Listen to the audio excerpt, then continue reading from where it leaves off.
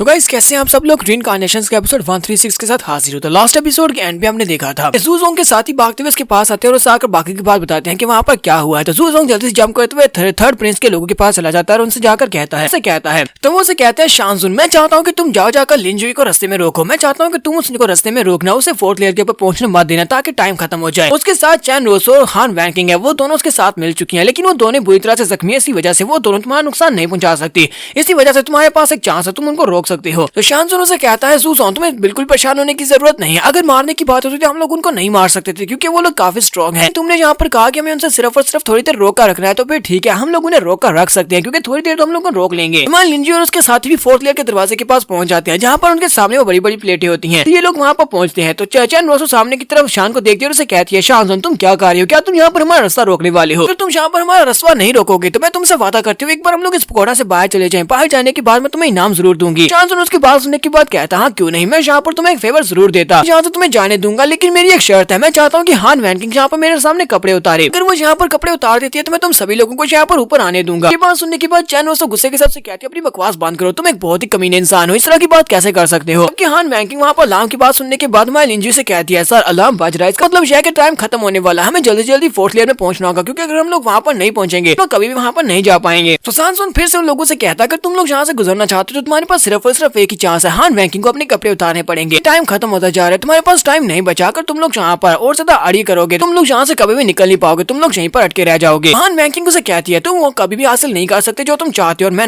यहाँ पर तुम्हारे सामने कपड़े उतारने वाली हूँ। लिनजुई कहता है लिनजुई से कहता है कि मैं यहाँ पर तुम्हारे पर सिर्फ और सिर्फ एक अटैक करूंगा, अगर तुम उस अटैक को बर्दाश्त कर सके तो हम लोग यहाँ से वापस चले जाएंगे, लेकिन अगर तुम उसको बर्दाश्त नहीं कर सके तो तुम यहाँ पर फेल हो जाओगे और उसके बाद मैं तुम्हें मार डालूंगा। शानजुन हंसना शुरू कर देता है। लिनजुई से कहता है क्या तुम यहाँ पर एक हीरो बनने की कोशिश कर रहे हो? क्या तुम्हें लगता है कि तुम सिर्फ और सिर्फ एक अटैक से हमें हरा सकते हो? तो दूसरा साथी उसे कहता है मिस्टर शांसरा ऊपर की तरफ तो देखो। वो लोग ऊपर की तरफ देखते हैं तो ऊपर से पोर्टल ओपन होता है, उस पोर्टल के अंदर से ड्रैगन बाहर निकलता है। जब वही ड्रैगन होता है, ड्रैगन अपना बड़ा सा मुंह खोलकर जबरदस्त धार लगाता है। ड्रैगन की धार इतनी ज्यादा पावरफुल होती है कि सभी के ऊपर बहुत ज्यादा प्रेशर पड़ रहा था। वो लोग कहते हैं किस किस्म का अटैक है तो बहुत ज्यादा पावरफुल है। सभी के ऊपर इतना प्रेशर पड़ता है कि वो सभी लोग अपने घुटनों के बल नीचे झुक जाते हैं। अपने लोगों से कहता है हम सभी लोगों को यहाँ पर खड़े रहना होगा क्योंकि ये लिनजुई का अटैक है, अगर हम लोग इसको फेल करते हैं तो हमें यहाँ से जाना पड़ेगा। लिनजुई उसके पास से आकर खड़ा हो जाता है और उसे कहता है मैं अच्छी तरह से पता है कि तुम इस अटैक को फेस नहीं कर पाओगे क्योंकि तुम बहुत ही जल्दी कोलैप्स होने वाले हो, जहाँ तक कि तुम्हारे पाँव की हड्डियां भी टूट जाएंगी। साथ ही लिनजुई उसके साथ में कोनी मारता है और उसे वहीं पर ग्राउंड के ऊपर नीचे गिरा देता है। जबकि ज़ूज़ोंग की तरफ दिखाते हैं हम अपने लोगों से कहता है चलो जल्दी से फोर्थ लेयर के ऊपर चलते हैं, हमें इनका इंतजार करने की जरूरत नहीं है। और वहाँ पर फॉर्मेशन को एक्टिवेट करता है ताकि वो उस बड़ी सी प्लेट को उठाकर ऊपर की तरफ जा सके क्योंकि फोर्थ लेयर ऊपर होती है। वो सभी लोग जल्दी से भागते हुए ऊपर फोर्थ लेयर के दरवाजे में चले जाते हैं। जबकि लिनजुई उन लोगों से कहता है शानजुन, मुझे लगता है कि तुम लोगों को यहाँ पर बेच दिया गया, यानी कि तुम लोगों के साथ धोखा हुआ है। खुद तो यहाँ से भाग गए लेकिन तुम्हें यहाँ पर फंसा गए हैं। शानजुन के जो साथी होते हैं वो कहते हैं हमें यहाँ पर इनको हर हाल में रोकना होगा, चाहे हमें यहाँ पर अपनी जान क्यों न देनी पड़े, लेकिन हम इनको फोर्थ लेयर में जाने नहीं दे सकते। अगर ये लोग वहाँ पर चले गए तो फिर हम लोग नहीं बचेंगे। इसके साथ ही लिनजुई वहाँ पर यक्षा को रिलीज करता है और कहता है कि तुम सभी लोगों को यहाँ पर मरने की बहुत ज्यादा जल्दी और तुम्हें जिंदा रहना पसंद नहीं है। इसी के साथ ही लिनजुई यक्षा के साथ उनके ऊपर अटैक करता है। वो अपनी तलवार को घुमाते हुए जब उनके ऊपर अटैक करता है सभी को एक ही झटके में मार देता है। लिनजुई अपने साथियों से कहता है चलो जल्दी से ऊपर जाओ, हम लोग ऊपर जाने वाले हैं। सभी लोग वहाँ से ऊपर की तरफ जा रहे होते हैं। जबकि थोड़ी देर पहले का सीन बाहर से दिखाते हैं, ये सभी लोग ऊपर की तरफ देख रहे होते हैं। वो लोग कहते हैं वो देखो शानजुन और उसके बाकी के साथी वहाँ पर और लिनजुई का रास्ता रोक रहे हैं। फोर्थ प्रिंस भी ये सब कुछ देखकर काफी सा हैरान होता है और कहता है मैंने मूव फैमिली और जाओ फैमिली के जिन लोगों को वहाँ पर भेजा था वो सारे लोग मर चुके हैं, हान वैंकिंग अकेली वहाँ पर जिंदा बची है, ऐसा कैसे हो सकता है? तो फिफ्थ प्रिंस उसे कहता है लगता है कि तुम्हारे लोगों में आपस में फाइट शुरू कर दी। वो लोग आपस में वहाँ पर फाइट कर रहे थे, लगता है कि वो हान वैंकिंग की खूबसूरती के पीछे पड़े हुए थे जिसकी वजह से वो दोनों मारे गए हैं। तो फोर्थ प्रिंस उसे कहता है एक बार जब कंपटीशन खत्म हो जाए उसके बाद मैं सभी लोगों से इस बात का जवाब जरूर लूंगा, हान वैंकिंग तुम जिंदा कैसे हो? हान वैंकिंग को तो वहाँ पर मर जाना चाहिए था। इसी के साथ ही फिफ्थ प्रिंस हमारे सिक्स साइन से कहता है हम बात चुका है, इसका मतलब यह है कि फोर्थ लेवल की जो एंट्रेंस है वो बहुत जल्दी क्लोज होने वाली है। तुम्हारे लोग अभी तक फोर्थ राउंड में पहुंचे नहीं है, इसका मतलब यह है कि वो लोग पहुंच भी नहीं पाएंगे। ब्रदर तुम तो यहाँ पर हारने वाले हो। सिक्स प्रिंस से कहता है तुम्हें यहाँ पर इतनी जल्दी जश्न मनाने की जरूरत नहीं है, अभी काफी ज्यादा टाइम बाकी है और लिनजुई के बारे में कुछ भी नहीं कहा जा सकता कि वो कब वहाँ पर पहुंच जाए। फिफ्थ प्रिंस हंसते हुए से कहता है मुझे लगता है कि तुम्हें यहाँ पर ये वाले अल्फाज कहकर अपने आप को दिलासा देने में खुशी महसूस हो रही है। मुझे तो नहीं लगता कि तुम्हारे लोग वहाँ पर ऊपर पहुंच पाएंगे। इसी के साथ उसे एक झटका लगता है क्योंकि उसके अपने जो लोग होते हैं जो कि वहाँ पर ऊपर खड़े होते हैं वो सारे के सारे ऊपर से नीचे गिर जाते हैं क्योंकि वो मर जाते हैं। ये देखकर वो चिल्लाकर कहता है ऐसा कैसे हो सकता है, मेरे सारे लोग मर गए, शानजुन और बाकी के लोग मर गए हैं। जबकि थर्ड प्रिंस जिसके वो लोग होते हैं वो कहता है ऐसा कैसे हो सकता है, मेरे तीनों ही लोग मारे गए, वो भी सिर्फ और सिर्फ एक सेकंड में। आखिर ऐसा अंदर कौन है जिसने सिर्फ और सिर्फ एक सेकंड में किंग लेवल के एक्सपर्ट्स को मार दिया है? लिनजुई अपने लोगों से कहता है तुम सभी लोग आ गए, चलो हम लोग फोर्थ लेयर में चलते हैं। वो साथ ही अपने हाथ को प्लेट के ऊपर लगी फॉर्मेशन के ऊपर लगाता है और उसको एक्टिवेट करता है और उनकी जो प्लेट होती है ऊपर की तरफ उड़ना स्टार्ट करती है। वो सीधी ऊपर की तरफ जा रही है जहाँ पर फोर्थ लेयर होने वाली है। जैसे वो जाकर वहाँ पर उतरते हैं तो सामने देखकर काफी हैरान होते हैं क्योंकि उनके सामने सीढ़ियां होती हैं। तुम्हारे लिनजुई उन लोगों से कहता है ये ग्रेविटी स्टोन स्टेयर्स हैं,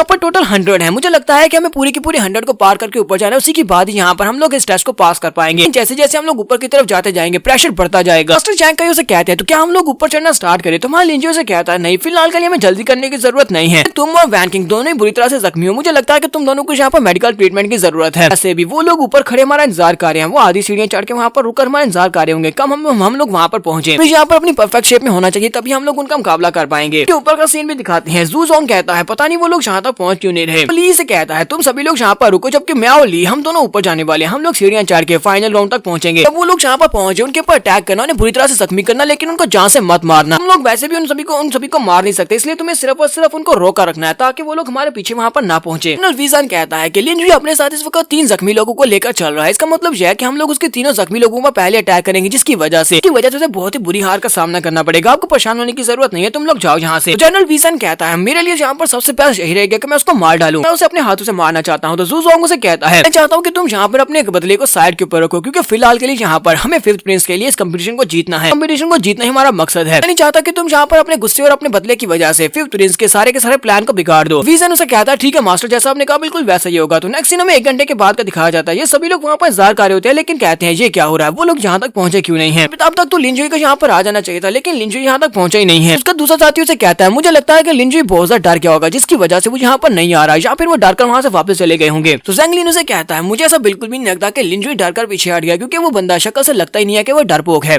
जबकि नेक्स्ट सीन में दूसरी तरफ का दिखाया जाता है, जहाँ पर हमारा लिंजी अपने लोगों को हील करने के लिए पिल्स बना रहा था। वो तो पिल्स डिफाइन करता है, दोनों कहता है ये पिल्स तुम्हारे लिए है, तुम इन पिल्स को खा लो, ये पिल्स तुम्हारी हीलिंग में तुम्हारी मदद करेंगी। तो वो दोनों को एक पिल दे देता है। दोनों पिल्स उनके माथे के अंदर अब्सॉर्ब हो जाती हैं। वहाँ पर उस पिल को रिफाइन करना स्टार्ट करता है ताकि वो अपनी एनर्जी को बढ़ा सके और अपनी इंजरीज को हील कर सके। वहां वैन किंग उसे कहते हैं कि हमें इसको रिफाइन करने में काफी ज्यादा टाइम लगेगा, तभी हमें स्टेयर्स के ऊपर चढ़ने में बहुत ज्यादा वक्त लगने वाला है। क्योंकि ना तुम पहले वहाँ पर चले जाओ, तुम वहाँ पर जाकर पहले 5th राउंड को कंप्लीट करो ताकि तुम इस कंपटीशन को कंप्लीट कर सको। सभी लोग पीछे पीछे आ जाएंगे। कहते तुम्हें परेशान होने की जरूरत नहीं है, इन स्टेयर्स के ऊपर से चलने के लिए बिल्कुल परेशान होने की जरूरत नहीं है, क्योंकि मेरे पास एक फार्मूला है जिसकी मदद से हम लोग इस चेयर के ऊपर बिल्कुल नॉर्मल चेयर्स की तरह चल सकते हैं। लिंजी वहाँ पर उन्हें पैटर्न बताता है कि कैसे उसे एक पैटर्न के मुताबिक आगे बढ़ना है। वो उनसे कहता है कि तुम्हें इन स्टेयर्स के ऊपर इस पैटर्न के मुताबिक आगे बढ़ना होगा, प्रेशर तुम्हें बिल्कुल भी इफेक्ट नहीं करेगा, हालांकि हम लोग उड़कर भी जा सकते हैं। रैंकिंग उसे कहती है क्या वाकई में, मैंने तो ऐसा पहले कभी नहीं सुना कि इस तरह की चेयर्स के ऊपर से लोग इस तरह भी जा सकते हैं। लिंजी उनसे कहता है कि मैं तुम्हें यहाँ पर तरीका बता देता हूँ कैसे तुमने स्टेयर्स को पार करना है, तो मैं तुम्हें यहाँ पर प्रेशर को फेस करने का तरीका बता दूंगा, लेकिन वहाँ पर रास्ते में जो लोग होंगे उनसे तुम्हें निपटना होगा, जबकि वो 2 लोग जो कि आगे जा चुके हैं उन लोगों से मैं निपटूंगा। लिंजी उन लोगों को वो सारे का सारा तरीका बता देता है। सारा तरीका बताने के बाद उनसे कहता है क्या तुम लोगों को वो तरीका याद हो गया जो मैंने तुम्हें बताया था। वो लोगों से कहते हैं हाँ मास्टर में सब कुछ याद हो गया है। इसके साथ ही वो सभी लोग सीढ़ियों के ऊपर से बड़ी स्पीड से उड़ते हुए आगे की तरफ जाना स्टार्ट करते हैं। वो सभी लोग सीढ़ियों के ऊपर से जंप करते हुए आगे की तरफ बढ़ रहे होते हैं। नेक्स्ट एपिसोड में देखेंगे कि ये लोग रास्ते में आने वाले लोगों से कैसे निपटने वाले हैं, इनके ऊपर पहले कौन पहुंचेगा। एपिसोड की एक्सप्लेनेशन अच्छी लगी तो कमेंट करके जरूर बताइएगा। चैनल को सब्सक्राइब कर दें, वीडियो को लाइक और शेयर कर दें। शुक्रिया।